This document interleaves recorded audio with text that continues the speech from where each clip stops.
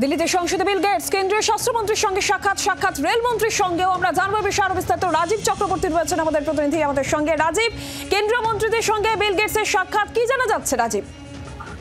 দেখো, Bill Gates মাইক্রোসফটের প্রাক্তন কর্তা এবং তিনি বর্তমানে গেটস ফাউন্ডেশনের কর্তা। তিনি ভারতে এসেছেন এবং গতকাল কেন্দ্রীয় গ্রামোন্নয়ন মন্ত্রী শিবরাজ সিং চৌহানের সঙ্গে দীর্ঘক্ষণ বৈঠক করেছেন।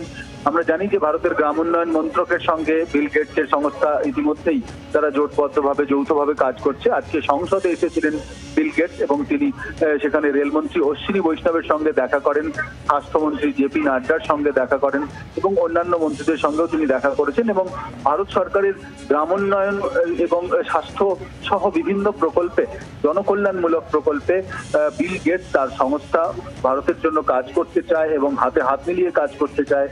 এবং এই কারণেই এই বৈঠক এমনটাই সূত্র মারফত আমরা জানতে পেরেছি। এবং সেক্ষেত্রে গতকালই জানিয়েছিলেন শিবরাজ সিং চৌহান যে গ্রামোন্নয়নের ক্ষেত্রে বিল গেটসের সঙ্গে ইতিমধ্যেই বিভিন্ন প্রকল্পে তারা কাজ করছে ভারত সরকার।